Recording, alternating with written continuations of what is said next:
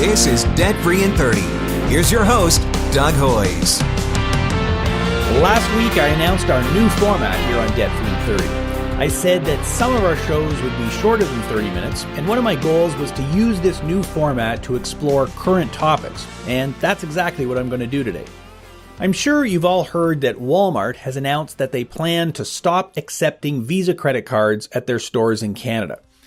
On June 11th, 2016, Walmart issued a press release that said, and I quote, "Following an evaluation of credit card transaction fees in Canada and the rest of the world, we have concluded the fees applied to Visa credit card purchases remain unacceptably high.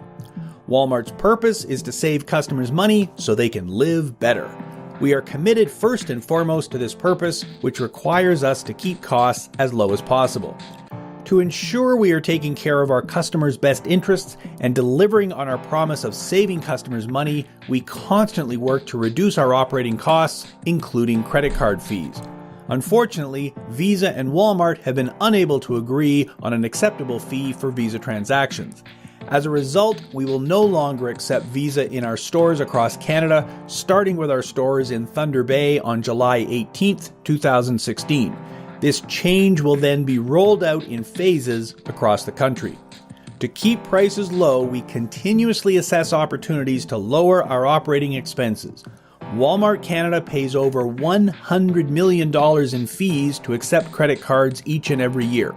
Lowering costs such as these is necessary for us to be able to keep our prices low and continue saving our customers money.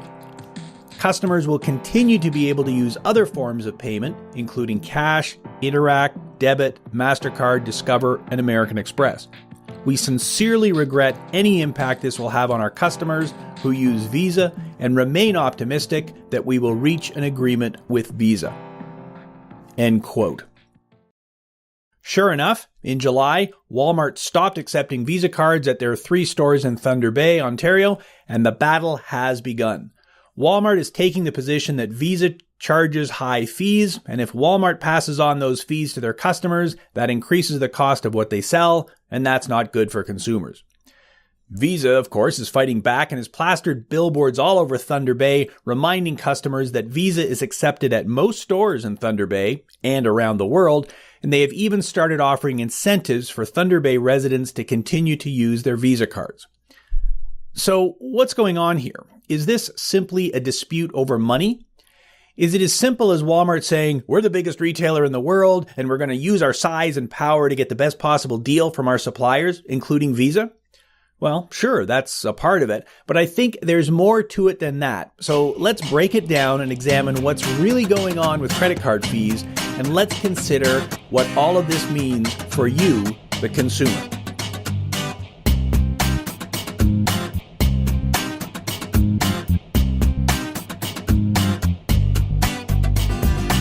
Walmart has stopped accepting Visa cards at their 3 stores in Thunder Bay and is threatening to stop accepting Visa at all of their other stores in Canada, but they have said they plan to continue accepting cash, debit, and credit cards from MasterCard, Discover, and American Express. So what's really going on? Well, let's break down how credit cards work, because there are a lot of different players in this story. It's not just Visa and Walmart, there are actually 6 different participants in this story. Obviously, there's the retailer, Walmart in this case. Then there's you, the card holder. And when you look at your credit card, you see 2 logos. You see Visa and you see your issuer, which is probably your bank. So you have a credit card, but it also has the name of one of the other issuing institutions in Canada, which include most of the big banks, including CIBC, Royal Bank, Scotiabank, and TD, but it also includes smaller banks like Citizens Bank and Laurentian Bank. And there's other institutions, including Chase Canada, Home Trust Company, and Vancouver City Savings and Credit Union. So that's the first 4 players. You, the merchant, Walmart in this case, Visa, and your bank. There are 2 other participants. There's the acquirer, which is the merchant's bank, and then there's the electronic payment system called VisaNet, which links it all together.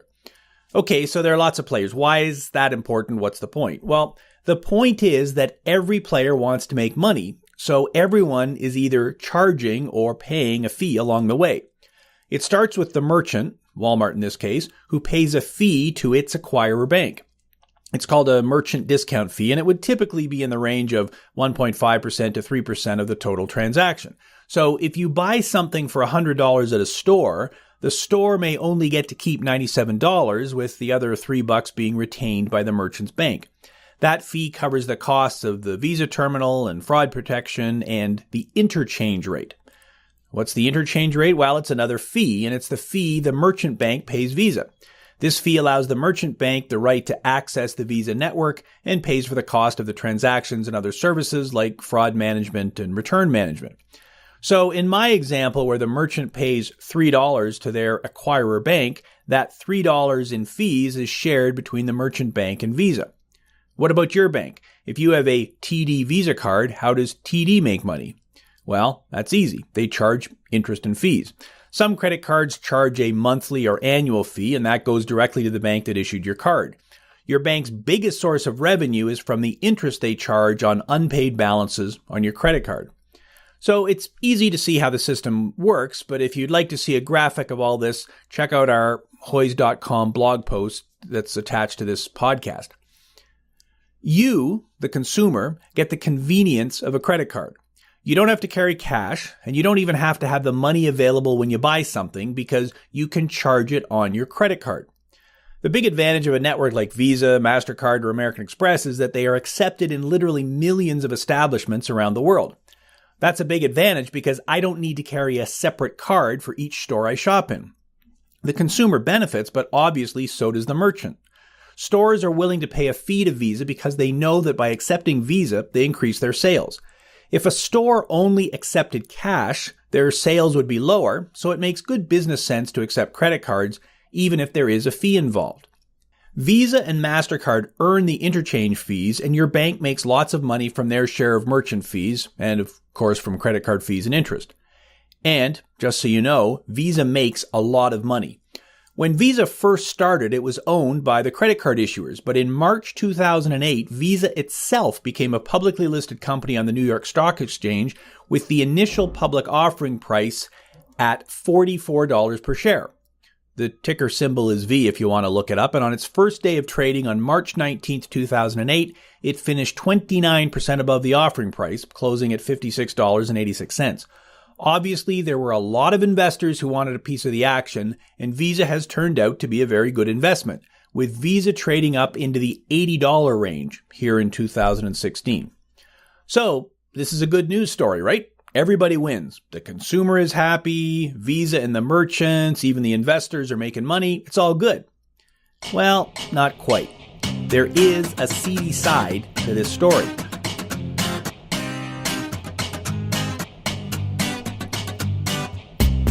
We've looked at the Visa business model from the point of view of the banks and Walmart, but what about the most important person in this story? You, the consumer. The dirty little secret is that nothing in this world is free. If you get points on your credit card, someone has to pay for them. If you get fraud protection, someone has to pay for it. That someone, of course, is you. The interchange rate and the merchant fees differ based on the type of card. If you have a basic credit card with no features, the interchange rate is low, but if you have a reward card with points or cash back, the interchange fees and the merchant fees will be higher. Nothing is free. The credit card business is very competitive. You've got lots of choice. It's easy to switch, and Visa and MasterCard and American Express know that, so they have to offer lots of perks to keep their good customers. But there's a cost, and the cost is included in all of the goods and services we buy. If a merchant is paying 3% in Visa fees, they probably need to increase their prices by 3% to cover their Visa costs. Makes sense. If I'm a business that makes chairs and it costs me $100 to make the chair and earn a slight profit, I may be willing to sell that chair for cash for $100, but if I sell it to you and you pay with your Visa card and I only get $97 because of the $3 Visa fee, I'm losing money. So I have to raise my price higher than $100 to cover all of my costs. That's how credit cards make goods more expensive. So let's go back to Walmart. Walmart's website says their goal is to sell more for less. Walmart is a discount store, so price matters. you shop at Walmart for the price. I happen to be a chartered accountant, so I reviewed Walmart's 2016 financial statements, and they have an operating income of about 5% of revenue.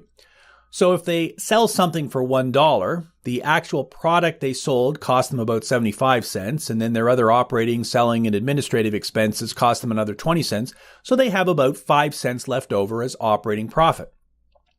And for those of you who are listening who are accountants, that 5 cents isn't Walmart's total profit. From that, they still have to pay interest on their debt and taxes, so their actual profit ends up being around 3 cents per dollar of revenue, but let's not complicate things. My point is this.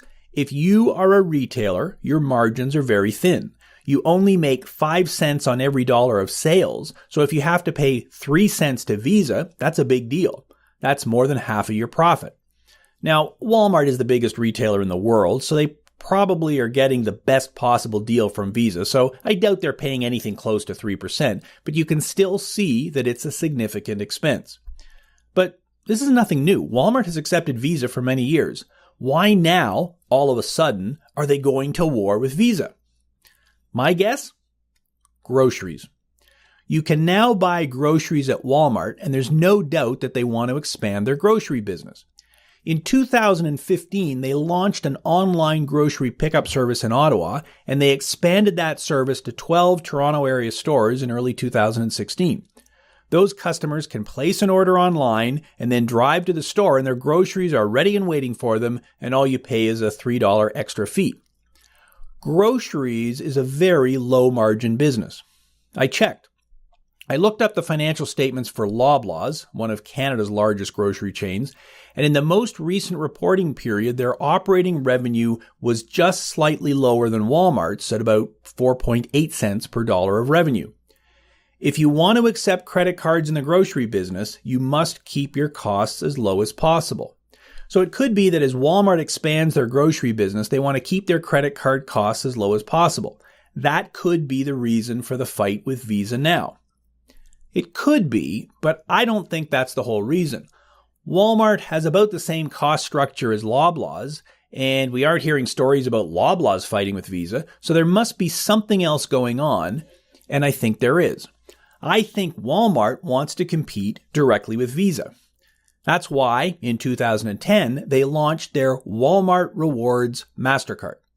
With your Walmart Rewards MasterCard, you earn 1.25% of your purchases in Walmart Rewards when you shop at Walmart in Canada, and 1% when you shop anywhere else that the card is accepted. Walmart Rewards cannot be redeemed for cash. They are only good at Walmart, so it's a great deal for Walmart. The more you buy, the more you come back to buy from Walmart. That's how you redeem your rewards. It's an endless cycle. Store credit cards are very profitable. Walmart is an international company, so I don't know how much their MasterCard earns them in Canada, but I do know from Loblaw's financial statements that their financial services segment generated $44 million in earnings before interest, taxes, and depreciation and amortization, what accountants call EBITDA. That would project out to over $175 million in profit for the year, and that's an increase of over 15% from last year, so it's a growing source of income. And that's the simple answer to why Walmart doesn't want you to use Visa cards in their stores. They want you to use their own MasterCard so that not only can they save the Visa fees, but they can also earn extra revenue from the card itself. If you want to shop at Walmart and you want to use a credit card, what choice will you have? For many customers, the easy choice will be to get a Walmart MasterCard. It could be a huge win for Walmart. Or not. If you like your Visa card and decide not to get a MasterCard, Walmart could lose customers. We shall see. My guess is that this is both a test and a negotiating tactic for Walmart. They've proven to Visa that they're serious, but they only shut Visa out from 3 stores, so it's not costing them much yet. It's also a great test. Walmart now knows how many customers they lost in Thunder Bay by not accepting Visa. If it's not many, they may expand the experiment.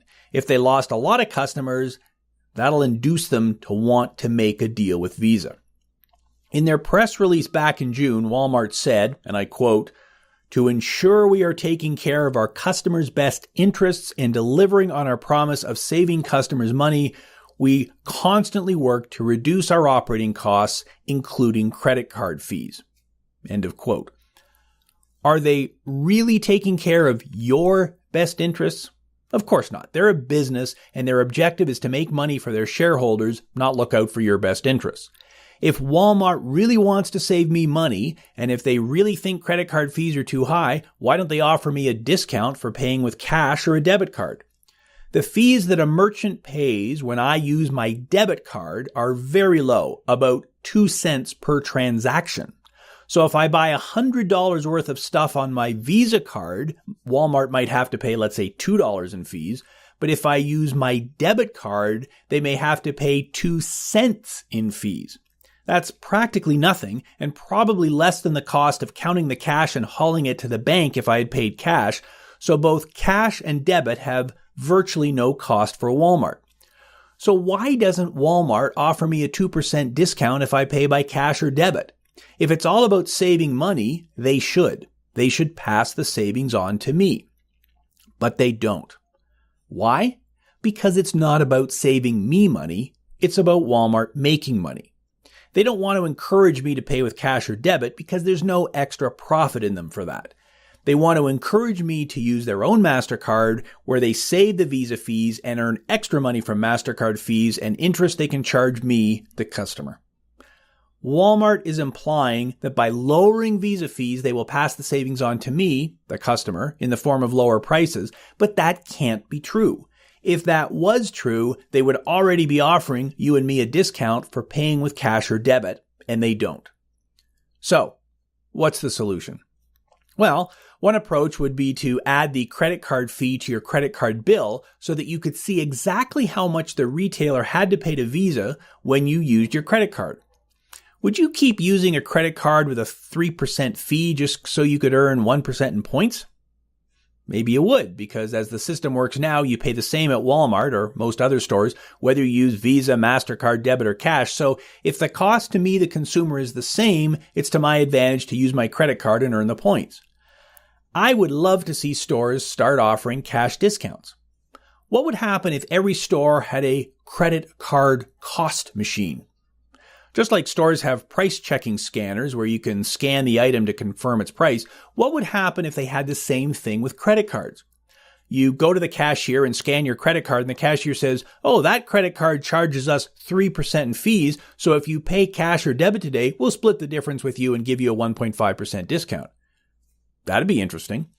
Now, of course, that's not practical. You can't have everyone scanning their credit cards and you can't have a separate discount for everyone. But the simple solution would be to have a standard discount if you pay by cash or debit. Every retailer knows, on average, what percentage they pay in credit card interchange fees, so it wouldn't be difficult for them to come up with a standard cash discount. If store ABC is currently paying 2% in credit card fees, they could easily offer a 1% cash or debit discount, and everyone wins. The store increases their profit margins by the 1% they're saving, and you, the customer, get a 1% discount.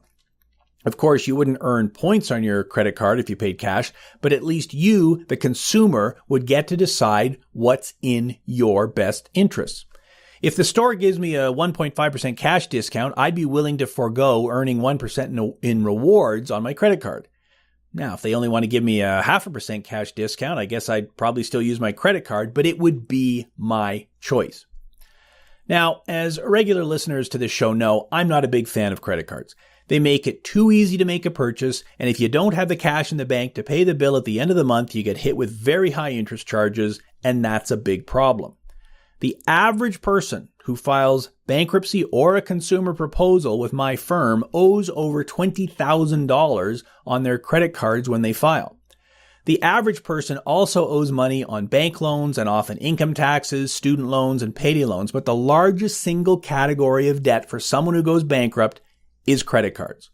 If you don't use credit cards, you reduce the likelihood that you will go bankrupt. It's as simple as that. So here's my most important piece of advice. If you use a credit card, they should be a substitute for cash, not a way to borrow money. I get it. If I'm going to go to the store to buy something for $1,000, I don't want to carry $1,000 in cash in my pocket.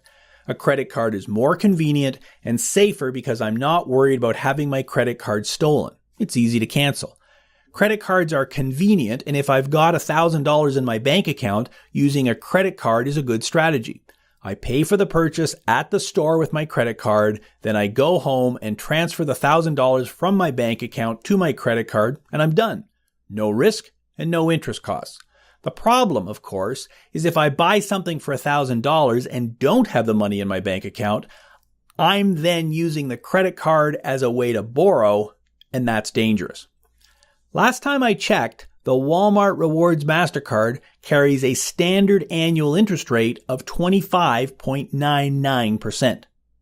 If I buy something on my credit card for $100 and take a year to pay for it, that stuff just cost me $125. That's a big cost, and that's why credit cards should not be used for borrowing. Here's my final piece of advice. You are the boss. You don't work for the credit company or the bank or the retailer. They work for you. You are the boss, so you should decide how to spend your money. If a credit card makes sense for you, fine. If a cash or debit card is better for you, great. Do your own research and make your own decisions. Don't let any special offers or discounts entice you into getting a credit card you don't want to buy something you don't need at a cost you can't afford. You are the boss. That's our show for today. I'm interested in hearing your comments, both on our new format and what we talked about today, so please send your questions and comments to dfi30@hoys.com. That's dfi30@hoyes.com. Debt-free in 30, dfi30@hoys.com. I've got some interesting guest interviews coming up, so be sure to subscribe on iTunes or your favorite podcasting app to get all of our shows delivered free to your phone or computer at 8 a.m. every Saturday morning. If you've got a question you'd like answered on the show, you can email it to dfi30@hoys.com or try our new audio recording option.